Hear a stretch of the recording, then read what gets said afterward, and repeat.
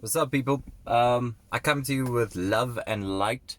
Um, geez, if you've been following me, then you're gonna notice a very blatant shift in what I talk about, and it's because of these experiences that I've been having. And if you watched my video a couple of weeks ago, I did a video on doing my first mushroom trip. And since then, I've really gotten into psychedelics as a whole. And one of the main things that I've been wanting to do was ayahuasca. Now, for those who are watching this and know nothing about psychedelics, ayahuasca is a plant based medicine that has been around for like centuries. Very old school shaman type medicine that is used by a lot of people to reconnect with their higher selves, enlighten themselves, and think of ayahuasca as Mother Nature talking to you and blatantly having a candid conversation with your higher self about anything that you are doing wrong in your life, what you need to change in your life, and teaching you whatever is uh, is pertinent for you to learn in your life. And I was privileged enough to be connected in a very organic way to people who kind of, facilitate the ayahuasca experience.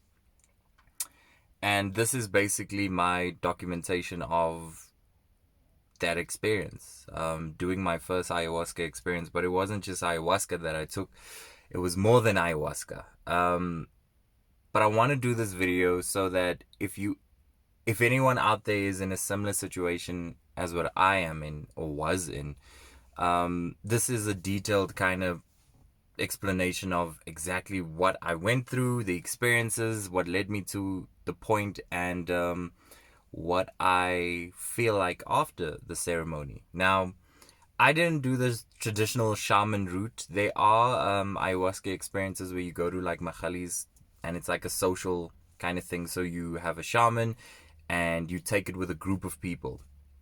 But I found a guy who is a sangoma, and essentially he facilitates like a one-on-one kind of situation. But the ceremony is way more than just the ayahuasca. So initially I got there, and there is first a purge that you do. So you have to complete 5 liters of this medicine, but drink 5 liters of this medicine. And the aim of it is you drink this 5 liters, and then the aim is to purge. And the reason why they do it is to loosen any traumatic programming that is stuck like at the bottom of your tummy.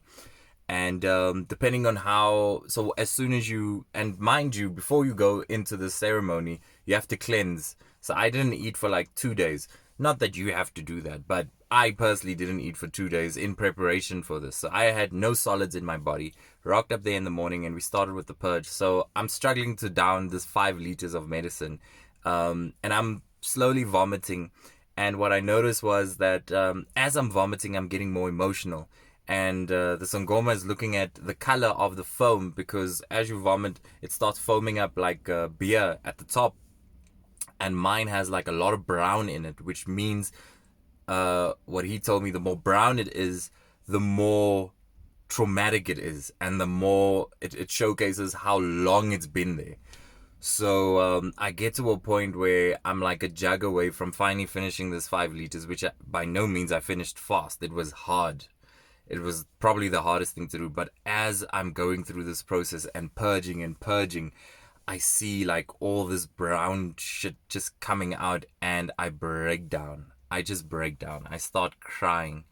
And in doing so, I also go through this, like, it nearly feels like I took a shower, but from the inside. The inside, I took a shower, and the inside of me is cleansed.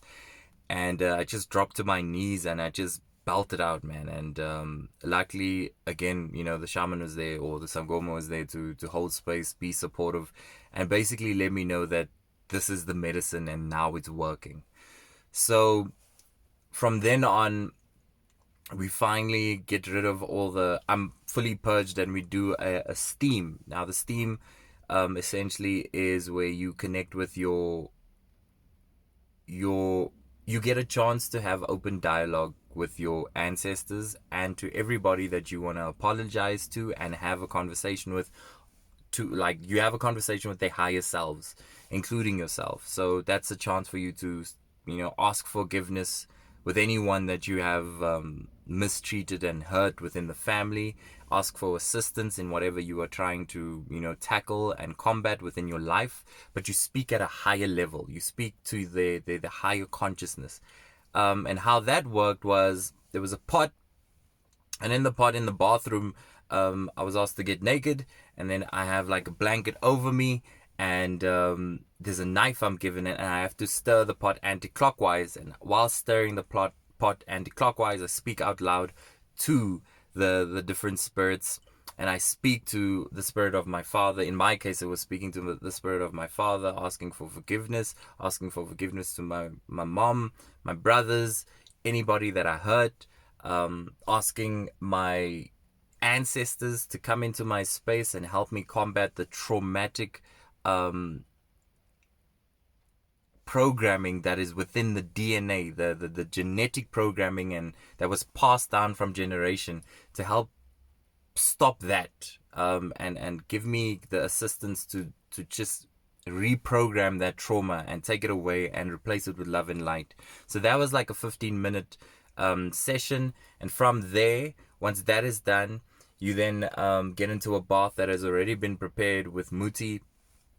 And once you get into the bath, you basically wash all that off, and you then prepare for the ayahuasca ceremony. But I must tell you that by this point, the medicine that I took from the purge had already put me on some very crazy trip. I already felt very clean. And when I say clean, I don't mean physical body clean. I mean like here clean. I mean my heart clean. I mean my spirit. I felt like something definitely was moved, and there was a lightness to my soul, my spirit. So I was already in a very calm space. I mean, when I got there, I was ready, but like with the purging alone, I already felt like, damn, like something has been moved, something has been, shifted, and it was a good feeling. I mean, even though purging and vomiting 5 liters is not fun by any means, that experience alone made a difference. Something was different about me. So now we finally moved to the ayahuasca, and I sat in this room, and what I liked about the ceremony is that it was very calm. I was very calm in the whole setup. In the ceremony room, it was crystals set up, and one of my crystals that link with me very closely is amethyst. So there was beautiful big amethyst there. There was the candles, the white candle, the red candle, and the yellow candle that I personally burn at my altar as well.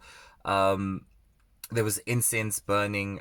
So it felt, and it was a very safe place for me, and a safe space and environment for me. So in no way did I feel uncomfortable. And trust me, I'm the type of person that's very sensitive to places. So if I felt uncomfortable, I would have stopped everything. Mind you also that I was very anxious about the whole thing.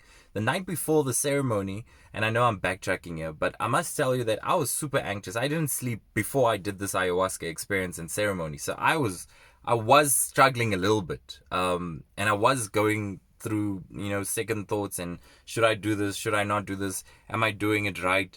So I was very wary, but at this point, when I finally got to the point where I'm doing the ayahuasca, I was calm. I was anxious because this is the big thing now, but I was calm.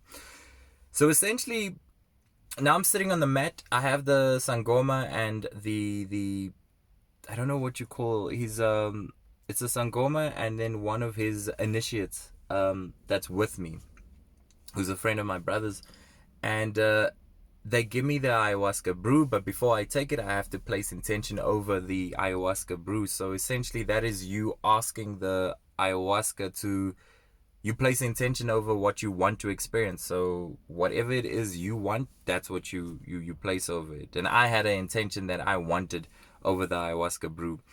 I took that, waited 30 minutes, and then I took a Natal super strength shroom. And the reason why I took that on top of the ayahuasca is because I did make it clear to the Sangoma that I wanted to go deep.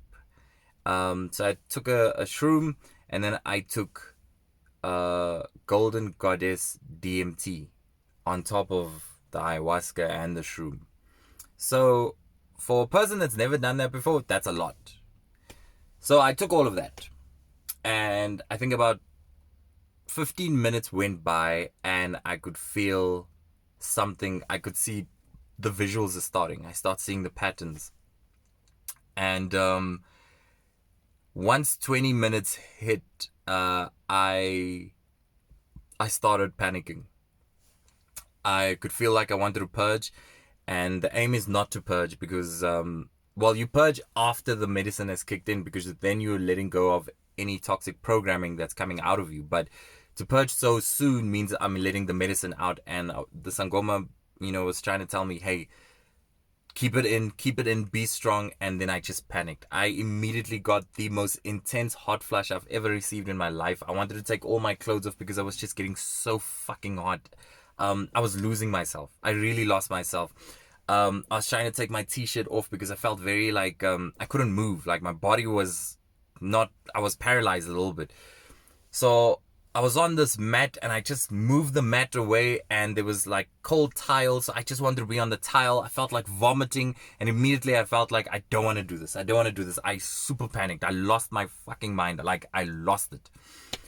Luckily, this is why it's important to do it within a, do it in a ceremonial kind of setup where someone is experienced to guide you through it. Because in that moment, that's when they came to me and basically calmed me down by just placing hands over me and guiding me through this experience, but taking all the fear away from me.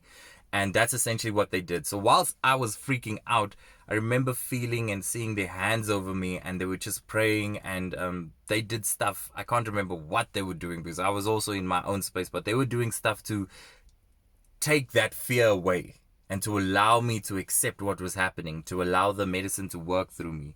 And I remember that lasted for like 5 minutes. It felt like forever, but it lasted like 5 minutes, me going through shit. And next thing you know, I'm fine. It's like I reached a point and I'm at the top of a mountain and it's just clear skies. And my body temperature regulated. I was calm. And I remember getting up from that. Like I was on the tile, and like for a moment I didn't realize how I got to the tile. And I was just calm, and I sat up. And I was just happy now, And I remember seeing like my t-shirt was just soaked, like sweat everywhere, soaked. But I was calm.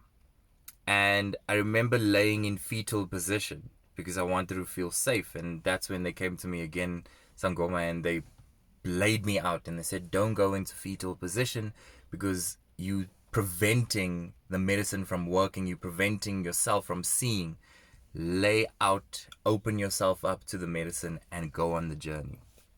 And Lord knows, as soon as I opened myself up like that and just like laid flat on my back and closed my eyes and left, that is when I went on some crazy trip. Now, I am not going to do you any justice if I try and articulate what the fuck I saw. I cannot tell you what I saw because it's too hard to break down into words. The English language will not do you any justice if I try to explain to you what I saw. What I can remember and what I can tell you for sure, there were 3 things that stood out, 4 things that I remember taking blatant note of and saying, this I need to remember because I need to tell this story. The first thing is that I remember telling myself, there's a natural resistance to what you see because you see some very frightening stuff. You see some stuff that literally does not make sense in your head, but is true. So when it comes to aliens, reptilian stuff, I saw a lot of ancient writing, very hieroglyphic, Mayan kind of statue kind of stuff, huge monuments type of stuff. So the ancient stuff was definitely there. I came in contact with some ancient beings as well, and I saw them. And that scared me because I didn't know where I was, and I was scared and I felt alone. But there was a point where I told myself, Nathaniel, you are here to discover, you are here to embrace, you are here to see. Let go. And I kept on telling myself, let go, stop resisting, let go. And I kid you not, at the moment where I said and finally let go physically, I broke into little pieces. Like granular, I just disappeared, right?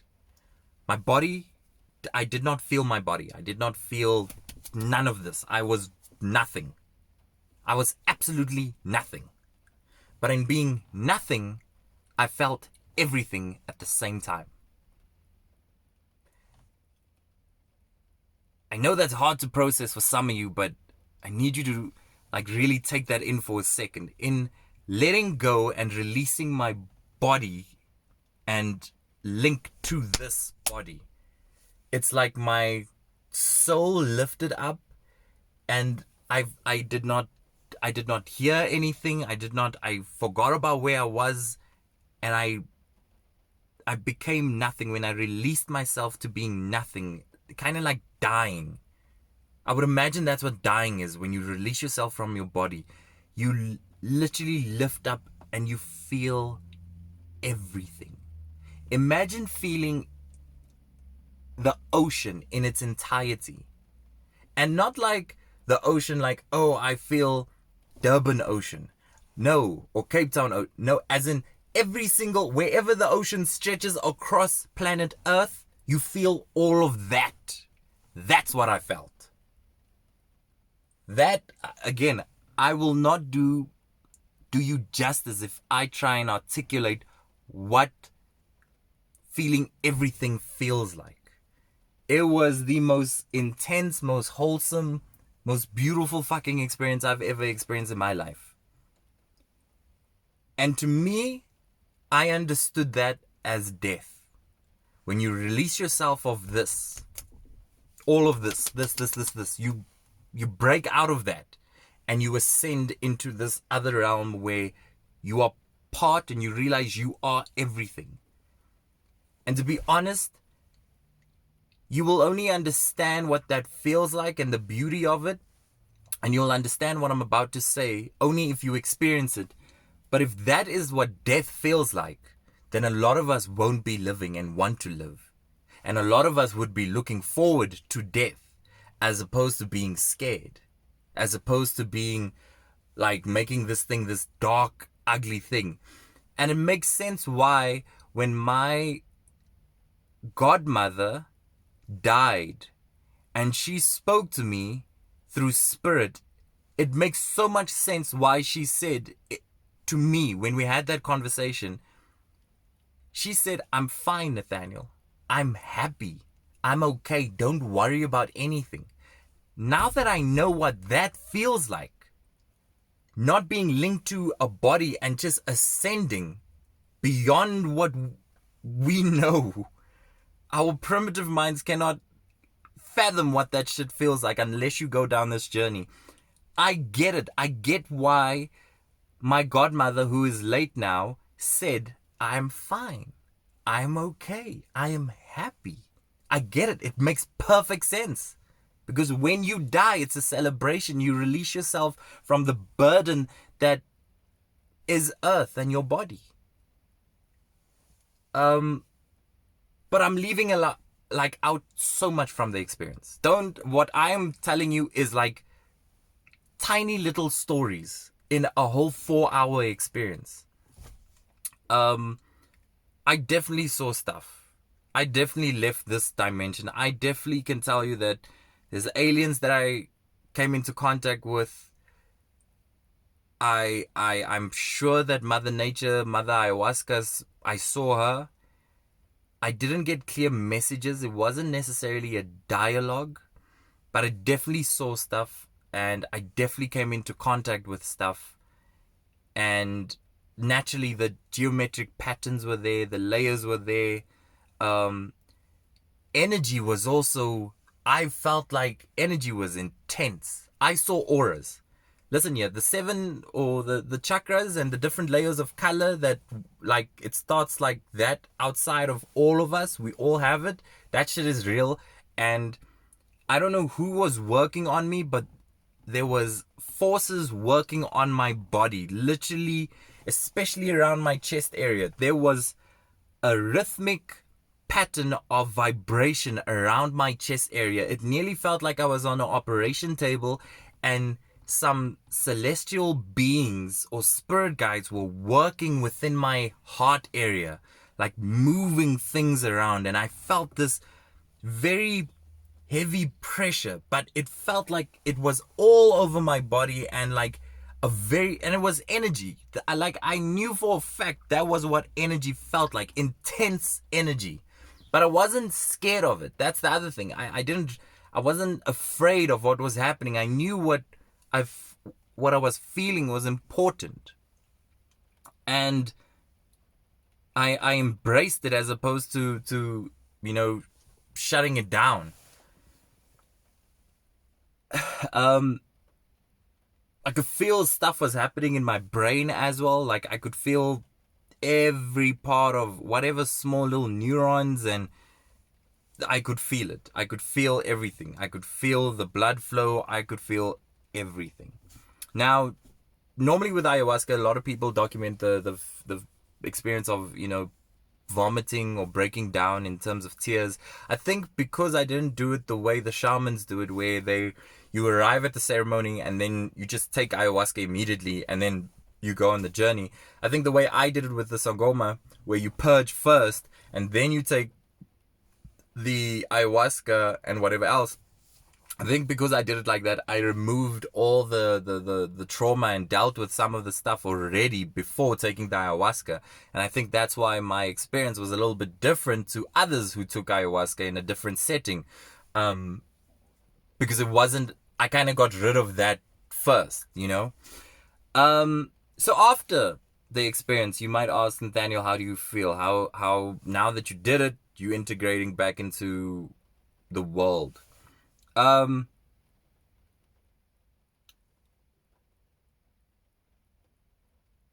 do feel at a heart level there's a difference. I know that I feel a lot lighter spiritually. I know that there was a sensitivity to light as well. But there's an openness. Openness to especially things related to me. So openness to wanting to solve issues that I asked in terms of my intention. When I did the ceremony, a lot of the intention was based around healing myself and healing my close quarters, my families, and the relationships. So a lot of that was a lot of the stuff that I asked help for, I have an openness now to it. Whereas before, when I thought of it, I was like closed off to the idea of talking to that person. But now I feel an openness. I feel like I'm holding space to listen more. So I connect with my brother a little bit more than I did. And we were estranged for a very long time.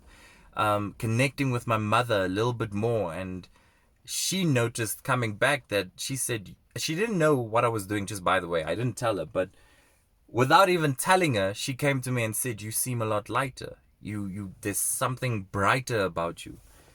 And that in itself was, clear to me that something definitely did work. Something definitely did change. So at a core level, there's a difference. At a spiritual level, at an auric level, at an energy level, there's a difference. There's a shift. And I feel it and I know it. However, there's also an eagerness to go back. Because I explained to my brother, now that I know what that realm looks like, it's nearly like I have this eagerness to go back with a piece of paper and a pen and, my binoculars, and now I want to explore more. Now I want to go further. I don't want to just go there and be like, oh, this is it. I kind of have this pull and this calling to go back. But obviously I have to be very wary about going back. Apparently I need to take, the next 2 weeks to a month to just wait before I take any kind of psychedelics again, to go down on that, path and journey into it. So I'm very wary about, getting into that too soon, but I do have a bit of a eagerness to get back. In no way, shape, or form, though, is this video to encourage you to go down the same journey. I feel like any psychedelic journey and spiritual journey you go on must be a calling that starts from here within you. And once you are comfortable within yourself, you will then find opportunities that open up for you to go on that journey, just like I did. I did not know anyone that did psychedelics, but the universe opened up those channels for me, and it was responsible channels that slowly ended up being channels that, I could then experience, and boom, boom, bam, everything I wanted materialized and manifested. But understand one thing. Once you go on this ayahuasca journey, or any journey for, you use psilocybin mushrooms, whatever the case may be, especially if you're using it from a spiritual sense like myself, spirituality is not a destination. So at no point, if I do this like 3 times, 4 times, does Nathaniel suddenly reach a higher consciousness? No. I believe that until the day I die, there will always be continued growth and work that you need to do. And what I'm learning in this journey is that with everyone I come in contact with, they are representations of myself and God. To hate them is to hate myself and hate God. Acceptance of difference is the biggest lesson I am slowly teaching myself in this journey, and not allowing the segmentation through race and language, background, creed, culture, sex, sexual orientation, all those things that we get chopped up in. Not allowing any of those things to be a determining factor of judgment. Even someone that, God forbid, someone that murders, rapes, terrorists, people who do malicious things. It's all part of what we need to accept within this world, and in no way, shape, or form am I above anyone.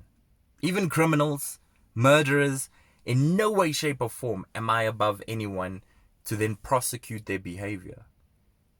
The reason being is that I am everyone. I am everyone.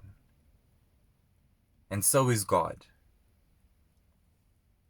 And it's not for us to understand why those things happen, both positive and negative. It is for us to accept and continue to love no matter what the circumstance. But to the layman who has no experience, and if you're still watching this video, to the layman who has no experience of this, none of this would make sense to you.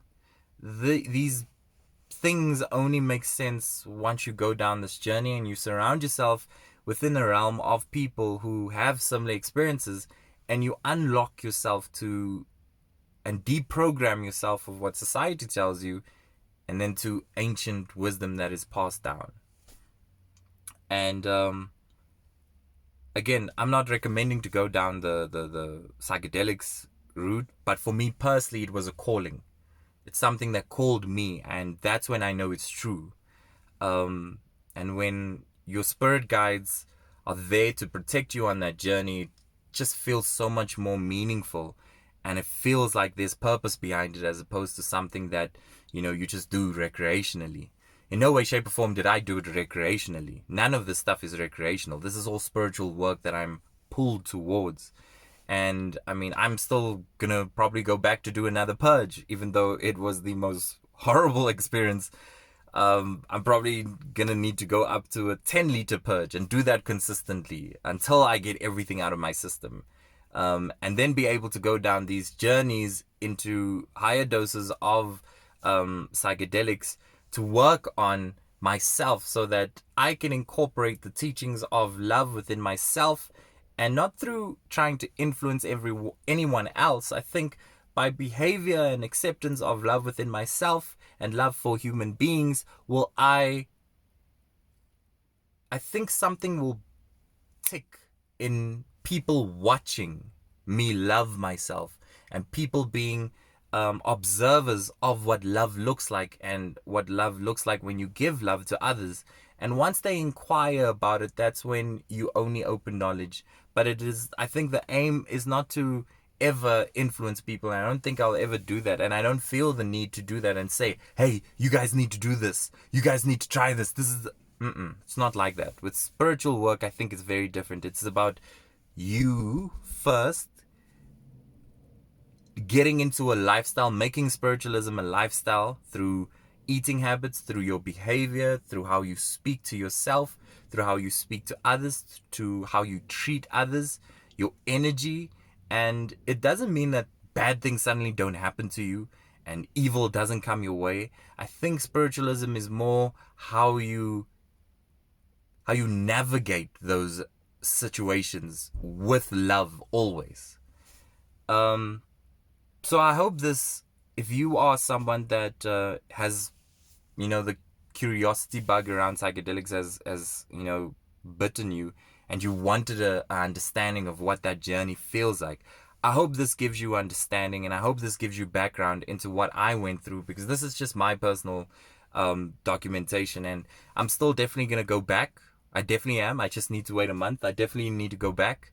There's a lot more work I need to do. There's a lot more cleansing and cleaning I need to do. I still feel like I still feel I'm hanging on to certain things, but it might be generational, that was passed down from father to father to father, family. So there's a lot of work in terms of that I need to open myself up to and release. But it feels right, and I think that's the most important thing. So if you have any questions, I'm more than open to answer, and if I don't know the answer, I will definitely tell you and put you in contact with people who do know.